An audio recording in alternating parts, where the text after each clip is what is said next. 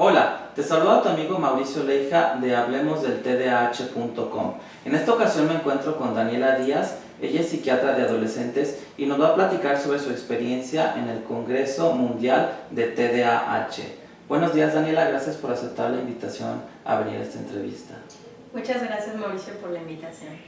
Bueno Daniela, ¿nos podrías platicar qué es el Congreso Mundial de TDAH, quién lo organiza y qué especialistas asisten? Sí, mira, hay una Federación Mundial del Déficit de Atención, cuyo presidente actual es el doctor Luis Rode, de Brasil. Él es conocido porque ha trabajado desde hace muchos años específicamente en el tema. Esta federación tiene su sede en Alemania y el congreso se realiza cada 2 años. En esta ocasión tocó en Vancouver, en Canadá. Y los especialistas convocados, pues realmente son todos los profesionales que trabajan en torno al déficit de atención. Esto es médicos, psicólogos, maestros, pedagogos, coachings. Realmente todas las personas, médicos y no médicos, que tienen algún acercamiento a este problema. ¿Predominó algún tipo de especialista en la asistencia a este congreso? La verdad es difícil de saberlo, Mau, porque bueno, yo te podría decir que yo conviví pues con muchos médicos que conozco de México y de otros lados. También había muchos neuropsicólogos y psicólogos conocidos. Y me tocó conocer a un par de personas que se dedican al coaching y a la terapia cognitivo-conductual para rehabilitar a los pacientes. Bueno, y desde tu punto de vista, ¿cuál es la principal aportación de este congreso a la comunidad médica y científica? Bueno, pues la verdad es que es muy amplio. Hay tantas sesiones, inclusive se tienen que hacer varias al mismo tiempo, ¿no? Por ejemplo, empieza un round de sesiones a las 10 de la mañana y al mismo tiempo hay hasta 4 sesiones diferentes a las que tú puedes entrar. Entonces es un poco complicado saber exactamente qué se dijo en cada una. Pero en mi caso decidí entrar a alguna que hablaba sobre las bases neurobiológicas del déficit de atención, sobre lo cual hay mucha investigación ahorita. En especial te podría comentar de una charla que se trató sobre cómo los chicos y adolescentes que tienen déficit de atención responden ante los castigos y ante la motivación. Fue una charla muy interesante donde se encontraron las bases neurobiológicas que son muy conocidas de cómo estos chicos ante la motivación responden muy bien, ¿verdad? Si les das alguna gratificación o si saben que van a lograr algo inmediatamente, no a largo plazo, sino inmediatamente, estos chicos funcionan muchísimo mejor, ¿sí? Casi como si no tuvieran el trastorno. Bueno, porque sí vi que estuviste tuiteando y publicando en Facebook sobre el tema de la motivación en relación con el TDAH, que hasta donde yo recuerdo no había mucha información sobre este tema y me parece interesante que en el Congreso se hayan tocado estos aspectos, ¿no? Que tienen que ver con la vida de un niño o de un adolescente, porque lo cierto es que los chicos se encuentran muchas motivaciones externas y a veces eso no se utiliza como un recurso a favor de tratar o controlar el TDAH. Sí, y fíjate que algo muy interesante que señalaron aquí es el hecho de realmente ayudar a los chicos a tener esta motivación, gratificándolos por los esfuerzos que hacen, ¿no? Sobre todo las actividades que les requieren bastante esfuerzo.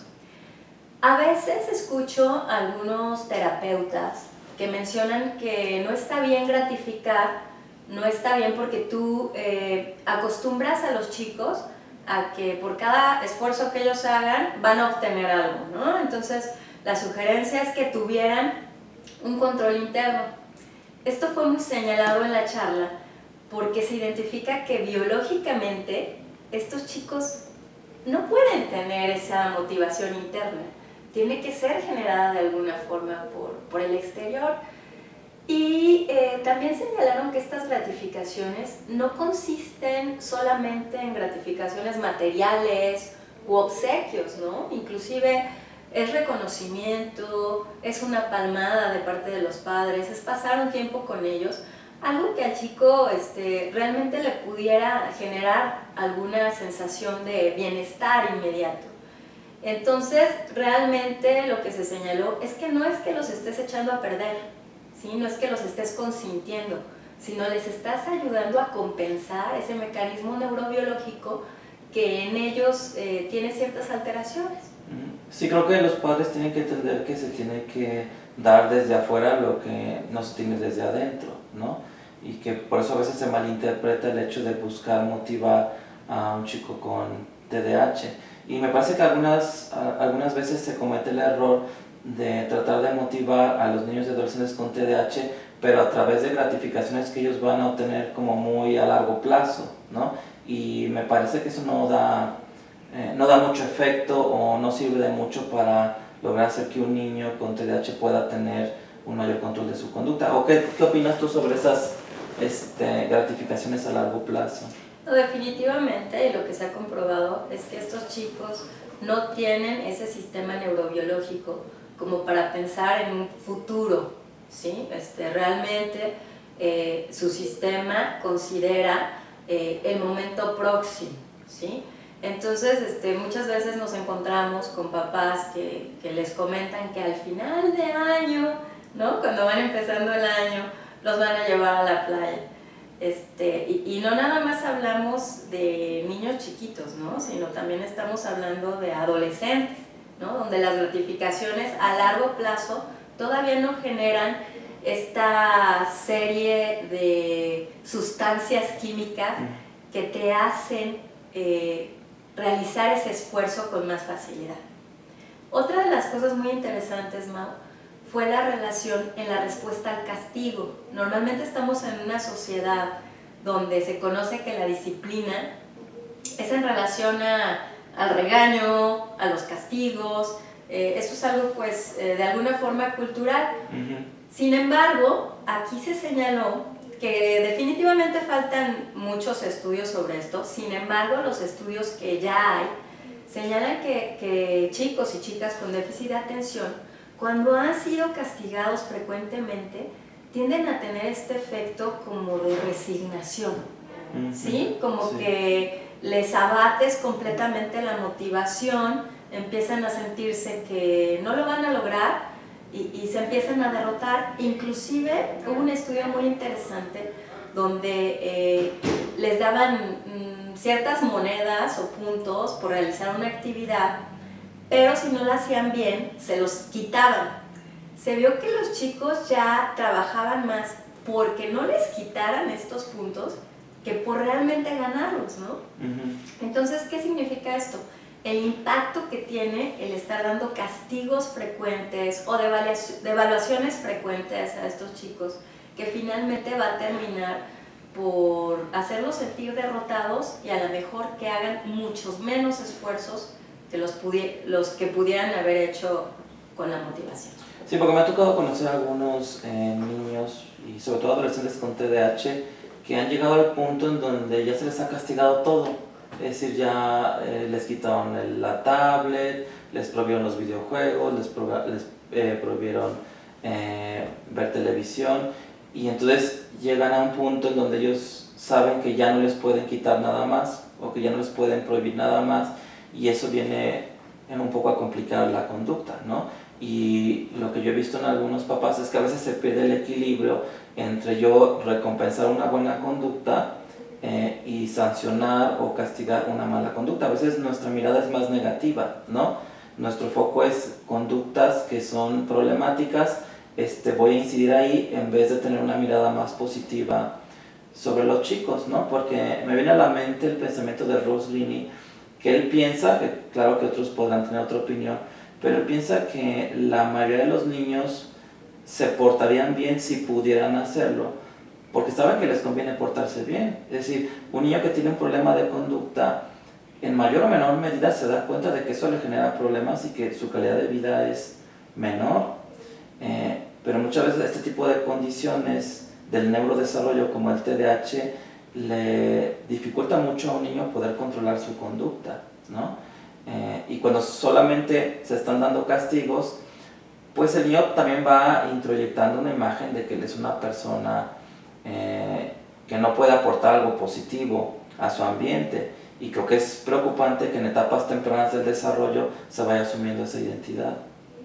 Así es, Mau, y fíjate, lo bueno de esto es que ya no es nada más una situación que se conoce por experiencia, sino el aporte de este tipo de congresos es que las bases neurobiológicas de este tipo de conductas están siendo reconocidas, ¿no? Entonces, bueno, ahí nos habla de que lo que acabas de decir, de que no es algo que no quieran, no es voluntad, ¿sí? Muchas veces es que les cuesta trabajo y, bueno, aquí sabemos que parte del tratamiento no farmacológico de déficit de atención, específicamente en niños, ahora sí hablando específicamente de niños, tiene que ir acompañado del entrenamiento para padres, ¿sí? Porque lo tienes que complementar con una crianza positiva, que como lo decía, es a lo que no estamos acostumbrados, ¿no? Normalmente son castigos.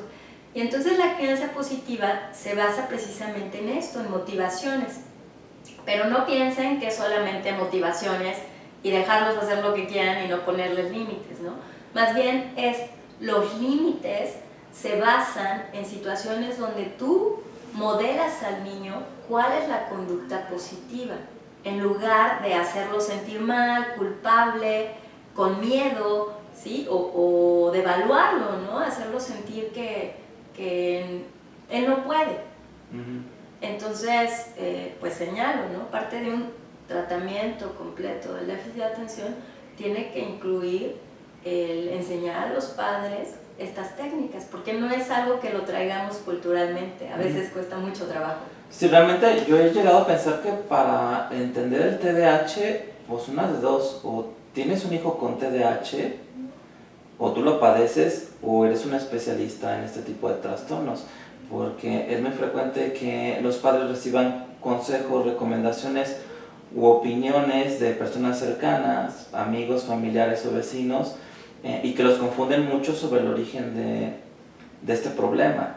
Y a veces eso hace que tomen malas decisiones en cuanto a la manera en cómo se va a tratar, la manera en cómo se va a comprender este tipo de dificultades. De hecho, yo diría que casi la regla es que la mayoría de los niños recorren un camino muy largo y pedregoso antes de llegar con el especialista, ¿no? O al menos la mayoría de los niños que yo veo ya tienen un historial de muchos problemas que se trataron de resolver en contextos muy distintos al contexto médico, y que eso solamente complicó las cosas.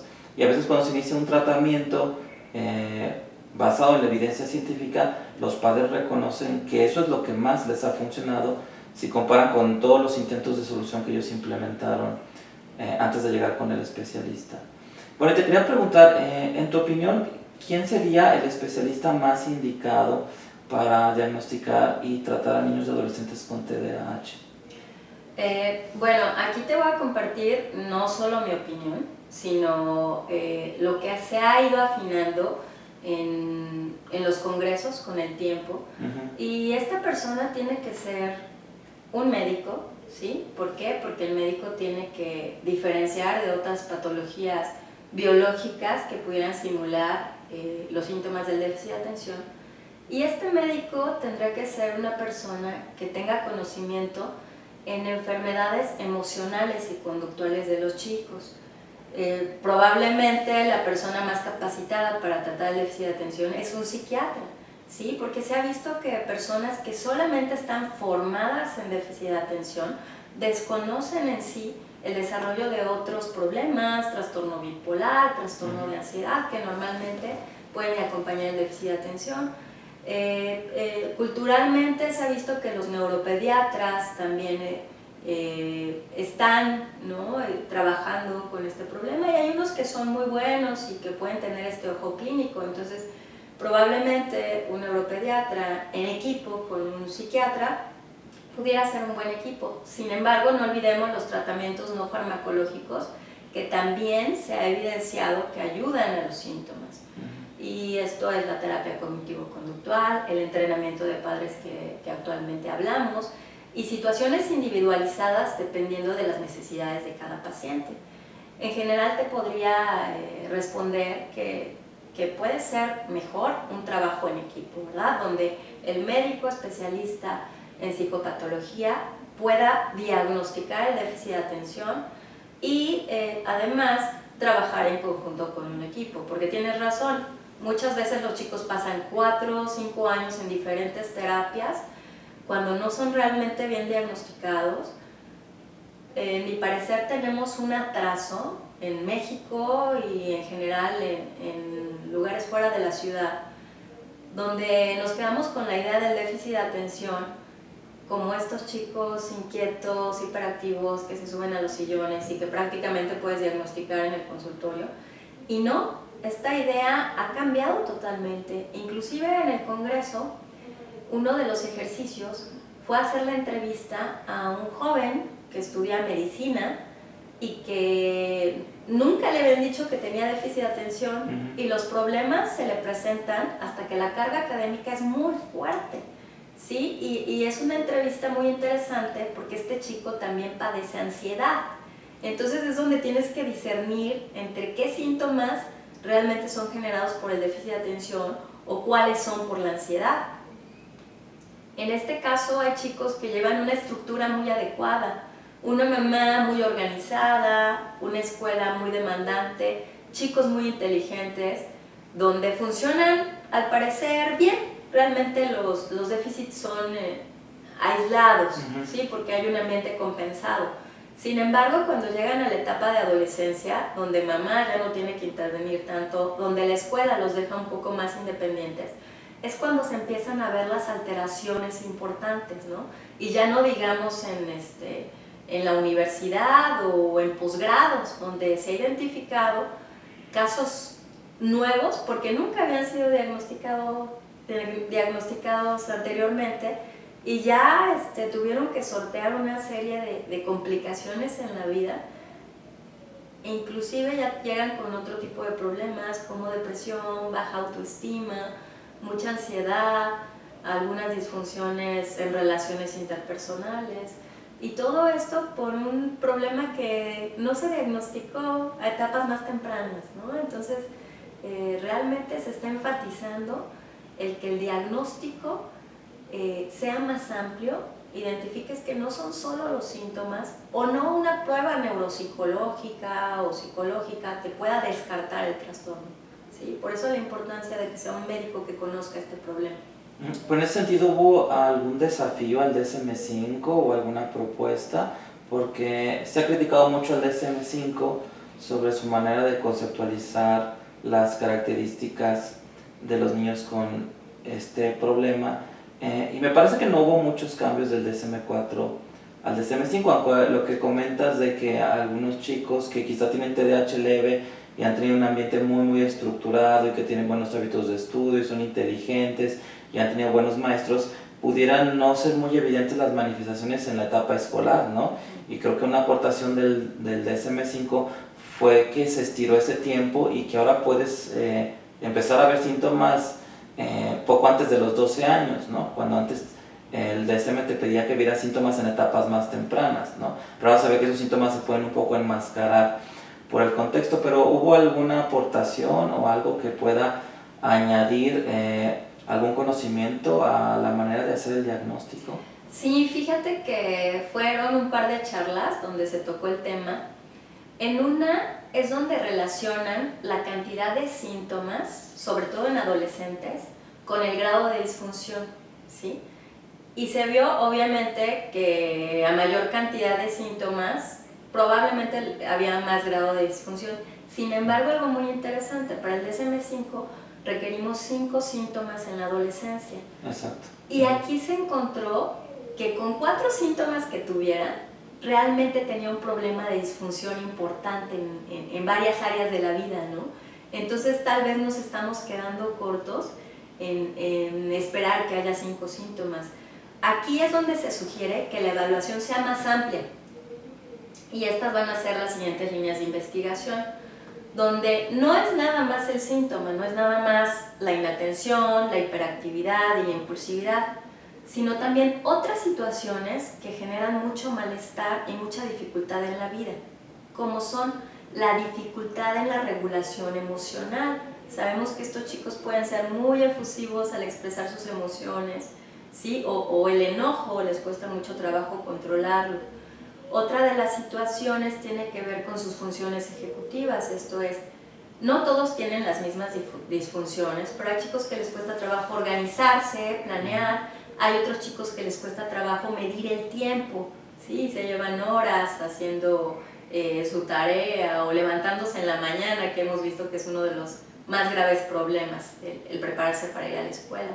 O también comportamientos como impaciencia, irritabilidad, impulsividad al manejar, ¿sí? Otra serie de síntomas que no necesariamente están incluidas en los 18 síntomas que evaluamos. Lo que se sugiere es que el diagnóstico pueda ser más amplio. Sí tus síntomas, pero además esta serie de conductas que te pueden generar un malestar, inclusive a veces más fuerte que los mismos síntomas.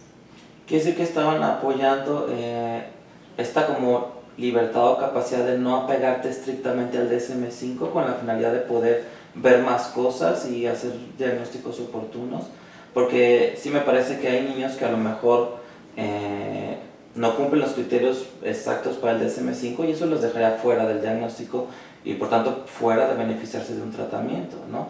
Y creo que el estudio de la psicopatología en los últimos años se ha orientado hacia poderlas ver como espectros, ¿no?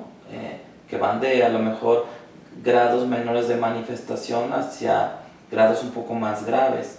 Y creo que pasa un poco como con los trastornos alimentarios, que en las ediciones del DSM han ido disminuyendo la cantidad de atracón y vómito por semana para poder incluir a más pacientes, ¿no? Me parece que el diagnóstico del TDAH tiene que ser más fino en ese sentido, poder identificar casos que a lo mejor no tienen todos los criterios, pero que sí se pueden beneficiar de alguna intervención, sobre todo si uno ve más características, porque efectivamente el problema cardinal son los déficits en las funciones ejecutivas, y me parece que si un médico logra ver eso traducido a lo mejor no precisamente en lo que el DSM te dice, sino en otros aspectos de la vida del paciente, pues por supuesto que puede hacer el diagnóstico y dar un tratamiento. Me parece muy valioso que nos comentes sobre tratamientos no farmacológicos, porque tratándose de un congreso mundial sobre TDAH, y habiendo todos estos mitos y estas críticas de que la industria farmacéutica está muy metida, o incluso el mito de que los gobiernos quieren controlar a la niñez a través de medicarlos, pues es bueno que en este tipo de eventos académicos se hable también de tratamientos no farmacológicos. Sin embargo, sabemos como médicos que el tratamiento farmacológico es de mucho beneficio y genera un gran avance en la mayoría de los casos. Y te quería preguntar si se habló un poco sobre aspectos farmacológicos del tratamiento.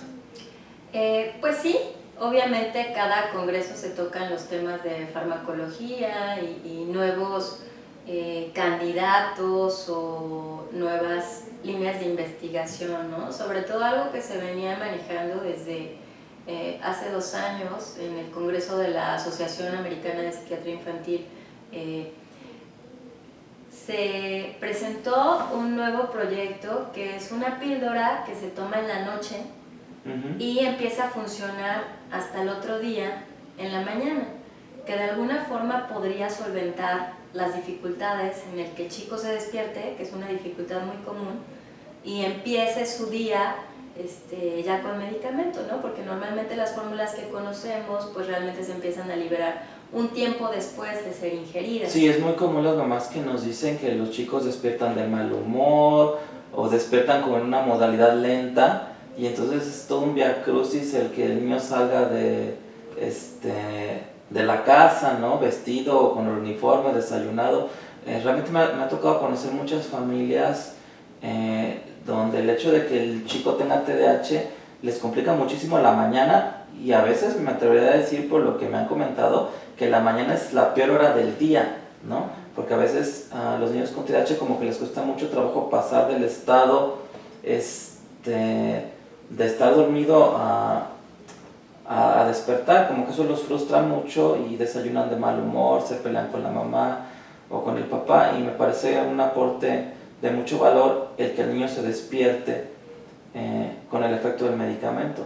Porque yo algo a lo que he recurrido, y se lo he dicho a muchos papás, es que media hora antes de que el niño se vaya a despertar, pues que lo despierten, le den el medicamento y que te vas a dormir una media hora más, ¿no? Obviamente con cuidado de que no se vaya a atragantar, para lograr ese efecto de que el niño despierte e inicie su día, el primer minuto de su día, con el efecto del medicamento. Sí, así es. Yo creo que es una buena propuesta. Aún no está en el mercado, pero bueno, son de las nuevas líneas de investigación. En general, pues todavía los de primera línea son los estimulantes, ¿sí? Hay muchos medicamentos que ayudan también a los problemas emocionales, a la ansiedad. En México realmente no tenemos muchas opciones.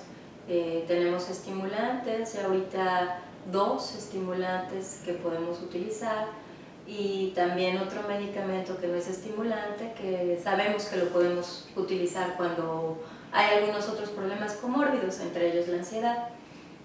Sin embargo, aquí te quisiera comentar, ¿no?, que bueno, el tratamiento es importante, inclusive podemos decir que indispensable para la mayoría de los chicos que tienen déficit de atención.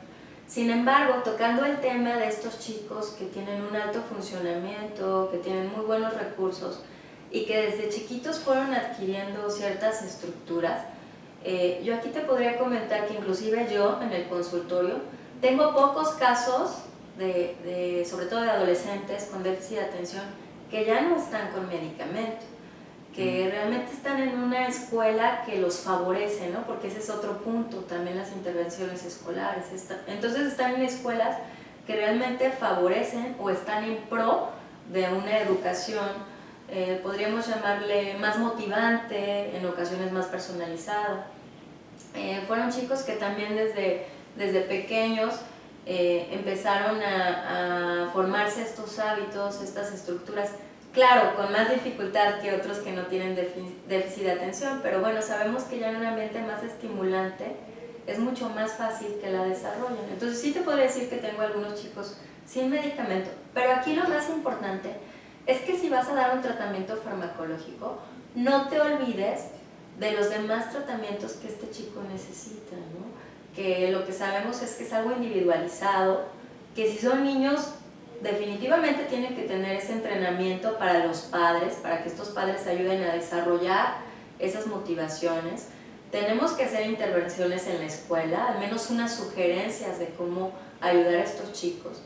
Y luego individualizado, ¿no? Si es un chico que tiene ansiedad, que tiene dificultad en el control del enojo, de los impulsos, tienes que acompañarlo de una terapia específica para que reorganice esos problemas que individualmente tienen. Porque lo que es cierto es que sabemos que el medicamento va específicamente para ciertos síntomas, no para todos. Y a veces los demás síntomas son los que generan más problemas que los propios síntomas del déficit de atención, ¿no? Entonces yo creo que uno de los mensajes que se ha venido dando en los diferentes congresos es que el tratamiento farmacológico definitivamente es importantísimo. Sin embargo, es importante que lo acompañes de otras medidas, ¿no? Porque a lo largo, si solo das el puro medicamento y no psicoeducas y no ayudas en los demás déficits, realmente no logras un avance. El medicamento funciona mientras se lo tomen, durante el tiempo que se lo tomen. No hace un efecto a largo plazo. Entonces creo que eso es un aporte que se ha venido comprobando y que todos los clínicos tenemos que tener muy en cuenta. Bueno, ¿hay alguna recomendación que tú quisieras darle a los padres de niños con TDAH que nos están escuchando, Daniela? Pues sí, quisiera sugerirles que ustedes checaran con los profesionales que los están atendiendo, que no solamente les sugieran el tratamiento farmacológico, sino hablar de estas otras medidas que comentamos aquí en la entrevista. Les sugeriría esta crianza positiva, que es tan importante para sus hijos, no colocarnos en el papel de padres donde nada más somos los ejecutores de las situaciones de disciplina, sino también ese acompañamiento empático y amoroso a nuestros hijos que necesitan muchísimo. Les sugeriría, a lo mejor a los que todavía no saben si sus hijos tienen déficit de atención, que están en la duda, que no tengan miedo de acercarse a un psiquiatra especialista de niños o adolescentes, o inclusive hay veces que como adulto puedes considerar que tienes esa situación y todavía no darte cuenta, ¿no? Entonces la sugerencia también es que se acerquen, que les hagan una evaluación completa que incluye toda la historia clínica y además instrumentos de clinimetría, que ya tenemos varios muy buenos, y que traten de perderle el miedo a la situación del medicamento, a la situación del estigma que pudiera esto tener, ¿no? Es mejor tratarte y saber qué tienes para tener una vida más plena que por un miedo tener una vida con una calidad muy pobre. Bueno, muchas gracias Daniela por haber venido hoy aquí a esta entrevista. Muchas gracias nuevamente por la invitación, ¿no? Es un gusto. Para conocer más sobre el TDAH, te invitamos a que conozcas nuestra página de internet www.hablemosdeltdh.com. Si no quieres perderte uno solo de nuestros videos, te invitamos a que te suscribas a nuestro canal de YouTube dando clic en el botón suscribirse. Y si quieres recibir notificaciones de todos los contenidos que generamos, te invitamos a que nos des un me gusta en nuestra fanpage. Y te recordamos que en Twitter somos @hablemosdeltdah.